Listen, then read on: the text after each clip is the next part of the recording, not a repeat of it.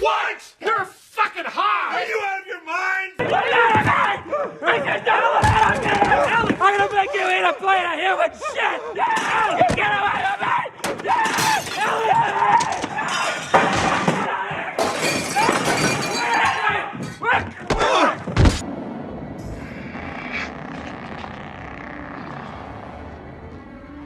All right. We're gonna do it the scanner way. I'm gonna suck your brain dry. I must break you. I'm gonna pull the whole thing down.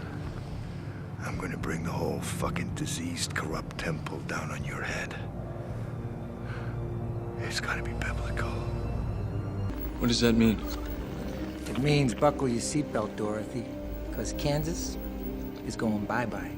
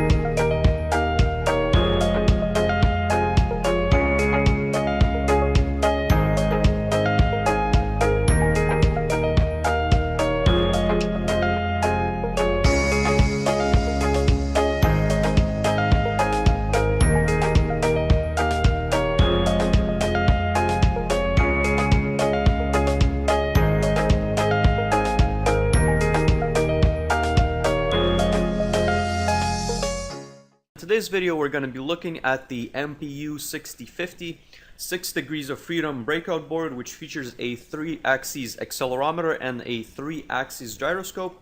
So I'm going to be walking you through the entire implementation of this particular integrated circuit. I'm going to be showing you exactly which registers I'm pulling the data from, exactly how to wire and write the software to be able to read the values, what to do with the values, what you can possibly modify in the program to kind of get something relevant more than just the pure raw data of the accelerometer and the gyroscope.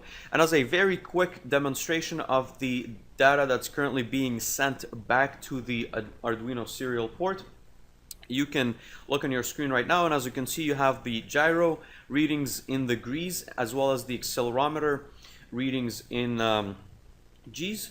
So let's take a look first of all at the gyroscope. It is the speed at which you rotate above a certain axis. So imagine my Z axis is going straight into the table. So if you look at your screen right now, the Z is about 0.4 degrees or so. So that's the error that we're getting. As soon as I start rotating the board, you see that number decrease because I'm going in a clockwise direction. If I go counterclockwise, that number is going to go up until I release the board. As far as the accelerometer goes, this is currently reading the G-force that is being exercised by Earth. So once again, this is in the Z-axis. You have 1G going down. If I tilt the module along the Y-axis, you can see this force is being spread evenly at 45 degrees on the Y and the Z axes.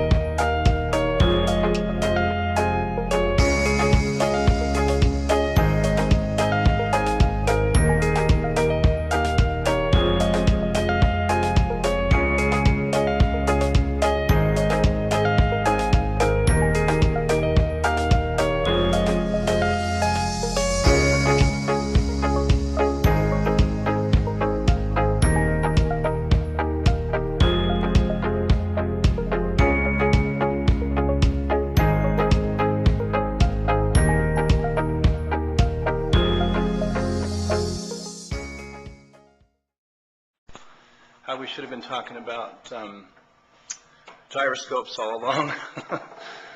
Well, the thing the accelerometer picks up that's causing the issue is gravity.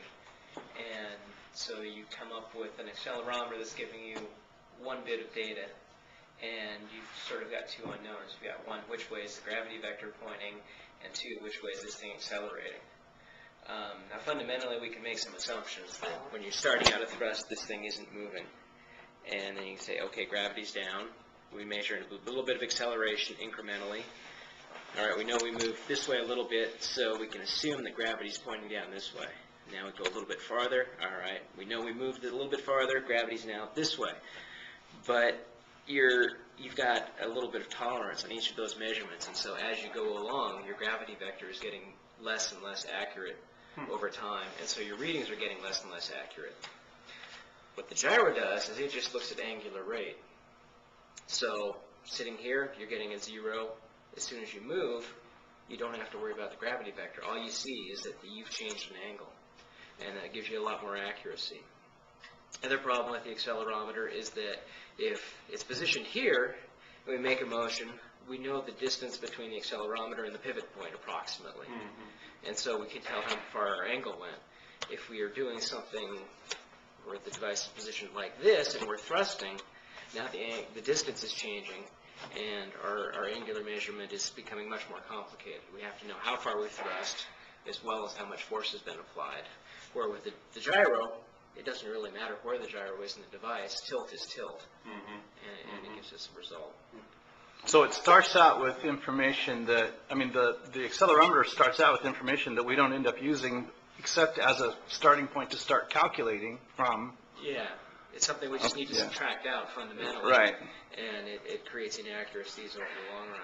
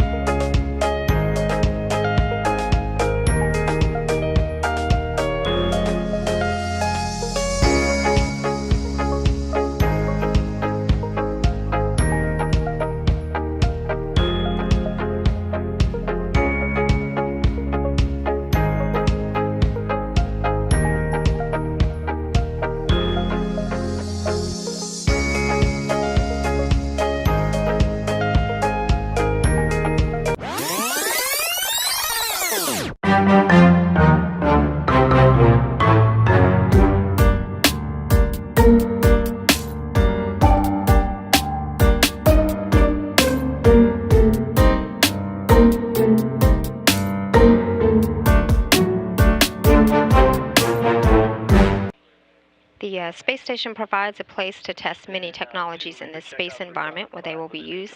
Lori Meggs with the station's Payload Operations Integration Center at the Marshall Space Flight Center in Huntsville spoke with Chris Provencher, a project manager with Ames Research Center. He described how his team on the ground controls the flight of robotic satellites on the station using a smartphone, similar to the ones many of us use every day.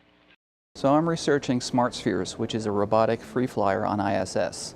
So the spheres are free-flying satellites on ISS, and they use CO2 propulsion to move around, and they can navigate, but they're satellites. What kind of controller are we talking about? So the controller is actually a Google Nexus S smartphone. So by connecting that smartphone to the satellite, we can use the Wi-Fi on the phone to communicate with the satellite via the LAN that's on board ISS. We can use the processors that are on the phone to control where the satellite goes and what it does. We can use the camera on the phone for vision, and there are other sensors on the phone that we can use as well. So you send communication from the ground? You call the phone? How does that work? Right, so a ground controller can communicate to the smartphone and tell the smartphone where to send the sphere. So that's how we control where this free flyer goes and what it does. Have you had any results thus far? Yes, so in December of 2012, we did do a demonstration where a ground controller in the Mission Control Center in Houston controlled the smart spheres to perform a mobile camera task. So he was able to uplink commands to the smart spheres to tell it where to go and where to take imagery. And he was able to not only run some autonomous plans that the smart spheres ran, but he was also able to interrupt the plans and take over manual control of the smart spheres. So it was very successful. What did we learn from that? Well, we learned that we can control a robotic free flyer from the ground under the supervision of a ground controller. The crew only has a limited amount of time on station, and a lot of that time is spent doing maintenance and housekeeping types of activities, to include moving cameras around and also doing other types of environmental surveys, such as taking noise level readings, radiation level readings, other things to make sure that the station is safe. But if we can offload those tasks to a robot, that will free up time for the crew to spend more time working on science. And that's what's important to us. That's what's important. Why is the space station an ideal place to conduct this kind of research? Well, there are a couple of reasons we want to do this on ISS. First, the ISS is the ideal test bed for working in microgravity with free flyers. And secondly, since we want these robotic free flyers to be deployed on the space station, we're actually doing our testing in the operational environment. The Smart Spheres is a prototype for a future free-flying robotic system. By using the smartphone, it allows us to control the spheres and to demonstrate the activities of a free-flying camera or a free-flying sensor. And so the lessons that we get from these tests will inform us on how to build the future system.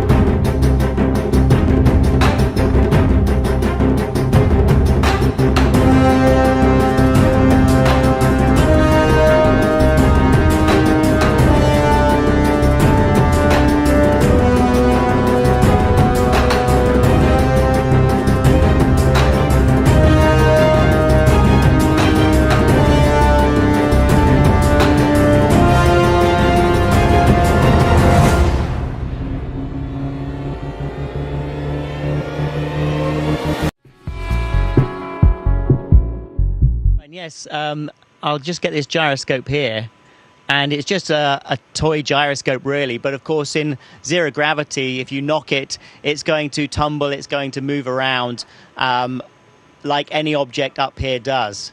However, if I get this spinning, just give me a second.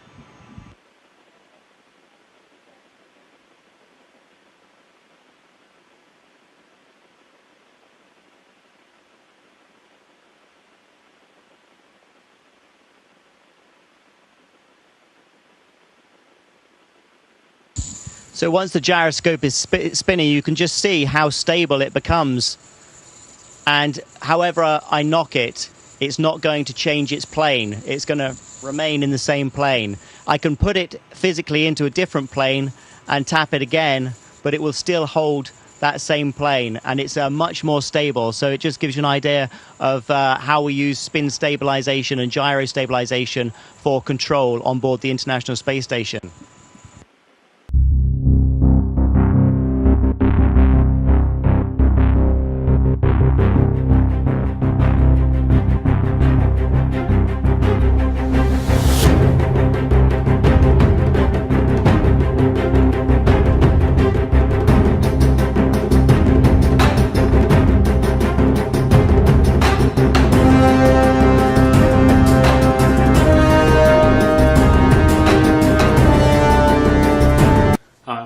everyone. This is Balls Out Physics, Episode 2, The Gravitational Constant. When I first discovered flat Earth theory, I thought I could debunk it right away. But the problem was I couldn't. I realized that there were some very good points being brought up by the flat Earth community, and that's why I started this series, because I'm really asking for help here. I can't explain these things, and I've got a pretty strong physics background. I took 2 physics courses in high school and then a bunch in college to get my degree, and maybe I'm missing something, maybe I'm not. But one of my favorite sayings in the engineering world is, you learn 10 times more from your mistakes than you do from your success. This is what we always tell rookie engineers. This is what they told me. Don't worry about making mistakes. Don't worry about being wrong. Because when you are wrong or you do make a mistake, you want to find out why. And on the way to finding out why, you learn a ton. So never be afraid to be wrong, because you can learn from it. And no one on this earth who has ever lived on this earth has ever been right all the time. All the time. It's never going to happen, and it's never happened. So accept it. Learn from it. So anyway, this episode is mainly about gravity, but it's about the gravitational constant in the gravity equation. However, to get there, we need to start with some basic physics.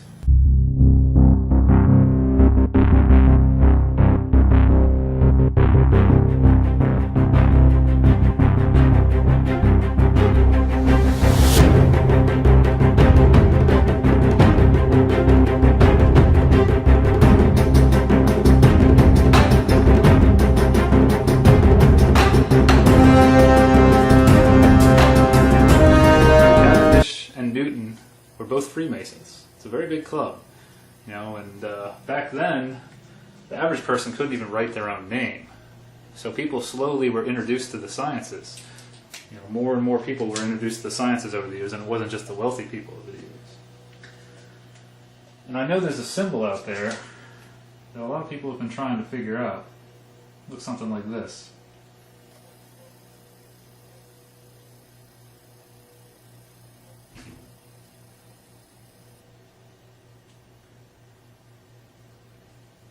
You ever seen one of these before?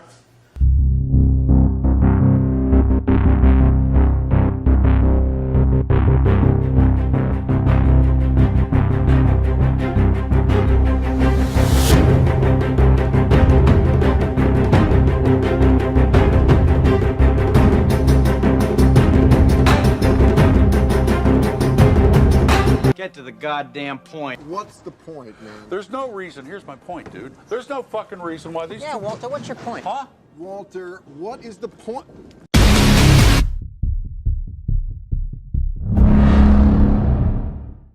You push that button. Everything we've accomplished for the past 500 years will be finished. Our technology, our way of life, our entire history. We'll have to start all over again. For God's sakes, don't do it, Snake! My name's Pliskin.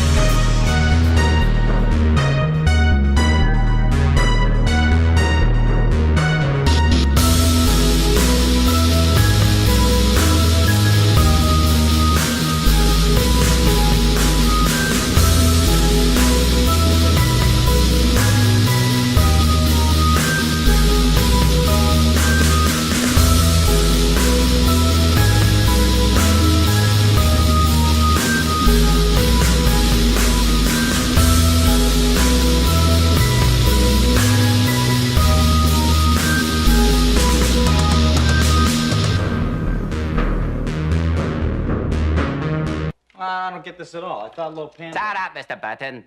You are not brought upon this world to get it.